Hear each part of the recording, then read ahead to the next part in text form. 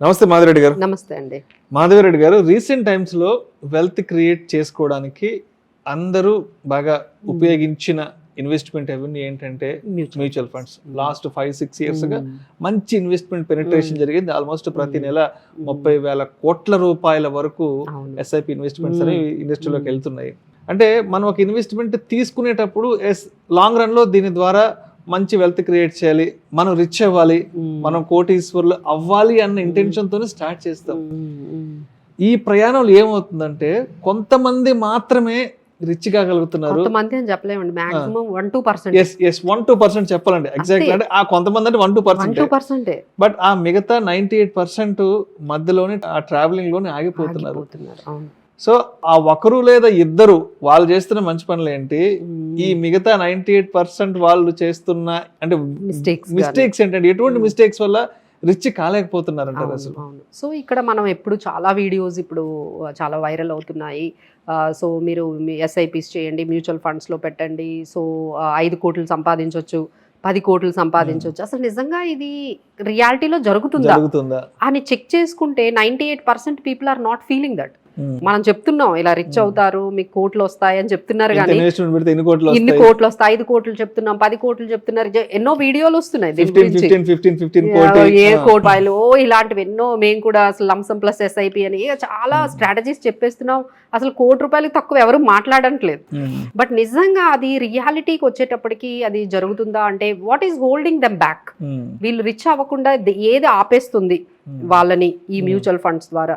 So mutual ఫండ్స్లోకే రావడానికి కారణాలు కూడా చాలా ఉన్నాయండి. అంటే వాళ్ళకి ఒకవైపు ఈ గవర్నమెంట్ స్కీమ్స్ ఎప్పుడైతే 6-7% అయిపోయి ఇన్ఫ్లేషన్ 8%, 10% అయిపోతుందో వాళ్ళందరూ కూడా ఇక్కడికి వచ్చేసారు.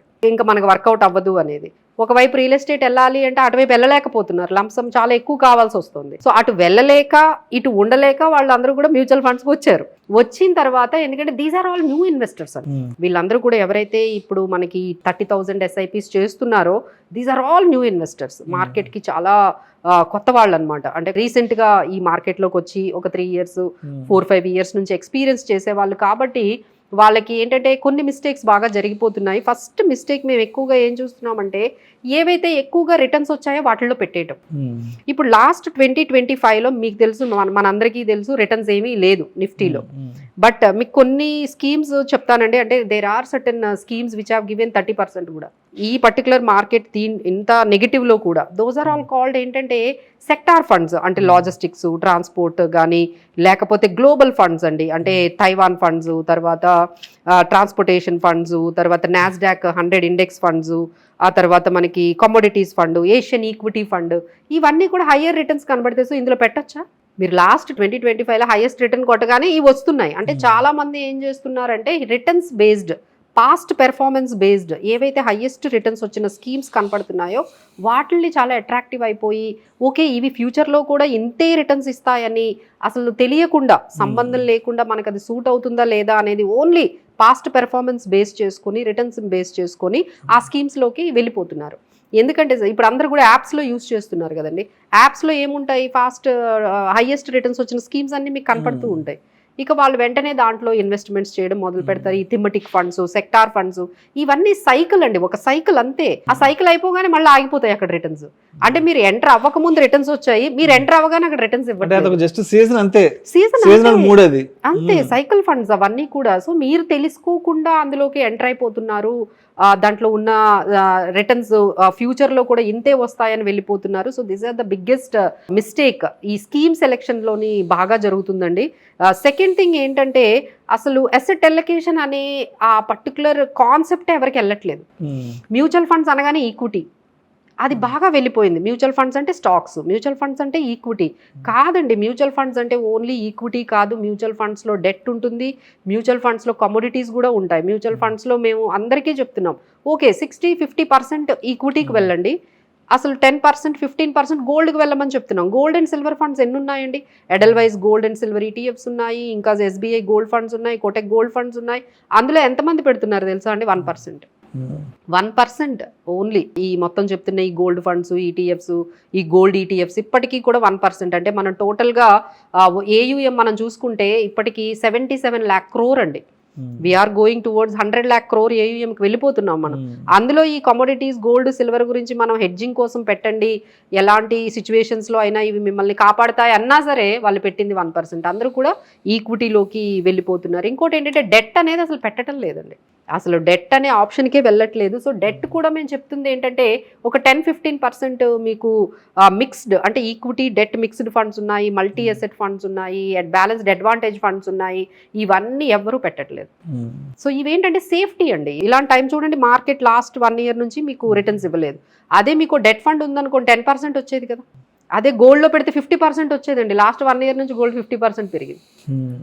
సో ఇలా మిమ్మల్ని హెడ్జ్ చేసేవి అవన్నీ ఉన్నాయి. సో అసెట్ ఎలకేషన్ అనేది లేకుండా అసలు మ్యూచువల్ ఫండ్ స్కీమ్ అంటేనే ఈక్విటీ అన్నట్టుగా వెళ్ళిపోతున్నారు. అది బాగా బిగ్గెస్ట్ మిస్టేక్ జరుగుతుంది. Next and over diversification. ఇప్పుడు నేను చెప్పాను కదండి, ఇప్పుడు వాళ్ళ దగ్గర ఒక 10 స్కీములు ఉంటాయి. ఇప్పుడు నేను చెప్పిన స్కీములు లేకపోతే మీరు చెప్పినవి లేకపోతే ఇంకో వీడియోలో చూసినవి అన్నీ యాడ్ చేసి ఓ 40-50 స్కీములు తయారు చేస్తున్నారండి over the period of 3 years. 3 years అయ్యేటప్పటికి మీ పోర్ట్ఫోలియో మీ యాప్ ఓపెన్ చేస్తే ప్రతి ఒక్కరికండి 20 నుంచి 30 స్కీములు ఉంటున్నాయి. వచ్చిన NFO యాడ్ చేయడము, వచ్చిన థెమటిక్ ఫండ్, వచ్చిన సెక్టార్ డిఫెన్స్ ఫండ్ అంటే పెట్టేయటం, ఫార్మా ఫండ్ అంటే పెట్టేయటం. నాకు కూడా చాలా మంది స్క్రీన్ షాట్ వేసి పంపిస్తారు, విష్ణు గారు దీని నుంచి అలా తీసేయాలా. ఎందుకంటే ఎప్పుడైతే 40 స్కీమ్స్ అయిపోతాయో ఎలా మేనేజ్ చేస్తారండి? సో మేమందరం చెప్పేది ఏంటంటే limit to 10 schemes, 8 to 10 schemes దగ్గర ఆగిపోండి. అందులో మీకు ఏది సూటబుల్ అవుతుందో. సో నెక్స్ట్ క్వశ్చన్ ఏమొస్తుందంటే రెగ్యులరా డైరెక్టా? ఈ దీంతోనే చాలా మంది ఎక్స్పెన్స్ రేషియో వీళ్ళ దగ్గరకు వెళ్తే అసలు రెగ్యులర్ అంటారు, రెగ్యులర్ అనగానే 1% పోతుంది. ఆ 1% పక్కన పెడితే అసలు మీరు పెట్టిన మీ ఓన్గా పెట్టిన 10% పోతే ఎట్లుందండి? ఆ 10% 20% ఎక్కువ, ఈ 1% ఎక్కువ. సో ఇన్ని చూసుకుంటూ అసెట్ అలొకేషన్ చూసుకుంటూ డైవర్సిఫికేషన్ చూసుకుంటూ ఆ తర్వాత స్కీమ్ సెలెక్షన్ చేస్తూ మీకు మంచి రిటర్న్స్ ఇవ్వడము ఇంపార్టెంటా, లేదంటే ఓన్లీ ఆ 1% దగ్గర ఆగిపోతున్నారండి మన వాళ్ళందరూ? అమ్మో వీళ్ళ దగ్గరకు వెళ్తే 1% పోతుంది అని ఓన్గా ఎక్స్పెరిమెంట్స్ ఒక 40-50 స్కీమ్లు యాడ్ చేసేసి చెప్పిన ప్రతి వీడియోలో చెప్పిన ప్రతి స్కీమ్ యాడ్ చేసేసి అంతా కూడా ఒక దగ్గరకు వచ్చిన తర్వాత మన వల్ల కాదని అసలు మొత్తం మ్యూచువల్ ఫండ్స్ నుంచి వెళ్ళిపోతున్న వాళ్ళు చాలా మంది ఉన్నారు. సో ఇవన్నీ కూడా ఏంటంటే అంత పెద్ద కాస్ట్ ఏమి ఉండదండి. సెలెక్ట్ రైట్ ఎక్స్పర్ట్స్ని మీరు పెట్టుకోండి. ఎమోషన్స్ కూడా వాళ్ళు అంటే డ్రైవ్ అంటే మార్కెట్స్ని టైమింగ్ చేయడం ఎక్కువ అయిందండి. మార్కెట్స్ ఇప్పుడు లోలో ఉన్నాయి, మార్కెట్స్ ఇప్పుడు హైలో ఉన్నాయి, ఈ విధంగా టైమింగ్తో కూడా వెళ్ళిపోతున్నారు. తర్వాత ఆలోచిస్తూ లేట్ చేసేస్తున్నారండి. ఇప్పుడు ఇవన్నీ చేసి మీరు ఎప్పుడు మ్యూచువల్ ఫండ్లోకి వస్తున్నారు? 40 yearsకి వస్తున్నారు. 40 years నుంచి ఇంకో నెక్స్ట్ 10 yearsలో కోట్లు ఎట్లా అవుతాయండి? అవ్వవు కదా. You have to start early. మన 25-30లో స్టార్ట్ చేస్తే మీకు 5,000 పెట్టినా 10,000 పెట్టినా మంచి ఇన్కమ్ అనేది అవుతుంది. బట్ ఏంటంటే ఈ అన్ని ఆలోచనలతో మీరు లేట్ చేస్తున్నారు. లేట్ చేయడంతో అంటే ఎక్స్పెరిమెంట్లు అనమాట. ఫస్ట్ అంటే 30 నుంచి 40 వరకు అందరూ ఎక్స్పెరిమెంట్లు చేస్తున్నారు. రియల్గా ఇక లాభం లేదని చెప్పి మా దగ్గరకు వచ్చి చెప్పించుకొని వాళ్ళ కస్టమైజ్డ్ ఏ స్కీమ్స్ బాగుంటాయో చేయించుకునే వాళ్ళు 40 years నుంచి స్టార్ట్ అవుతున్నారు. సో 10 years పోయింది కదండి, అది ఇంపార్టెంట్ టైం అండి. ఆ 20 years జర్నీ అనేది చాలా ఇంపార్టెంట్. దీంట్లోని ఎక్స్పెరిమెంట్స్లోనే ఈ రెగ్యులర్ లేకపోతే ఈ డైరెక్ట్ తర్వాత ఈ స్కీమ్స్ తర్వాత సెక్టార్ స్కీమ్స్ థెమటిక్ స్కీమ్స్ ఈ కన్ఫ్యూజన్లో ఎక్స్పెరిమెంట్స్లో మీరు మనీ టైము రెండు కూడా వేస్ట్ చేసుకుంటున్నారు. బెటర్ ఏంటంటే మీకు ఏవి సూటబుల్ అవుతాయో అన్నది ఇంపార్టెంట్ అండి. మార్కెట్లో ఏవి మంచి స్కీమ్సో కాదు, మనకేది మంచి స్కీమ్ అది ఒక్కటి మనం తెలుసుకొని దాంట్లో మనం స్టిక్ ఆన్ అయితే బెటర్గా ఉంటుందండి. I know this is not so easy. ఎమోషన్స్ని కంట్రోల్ చేసుకుంటూ ఈ మార్కెట్స్ని మానిటర్ చేసుకుంటూ I know it's very tough. So experts ద్వారా వెళ్తే ఆ 1% పోతే పోయిందని ప్రశాంతంగా మీ వెల్త్ క్రియేషన్ అయితే జరుగుతుంది. Right. Thank you so much Madhavi garu. Thank you.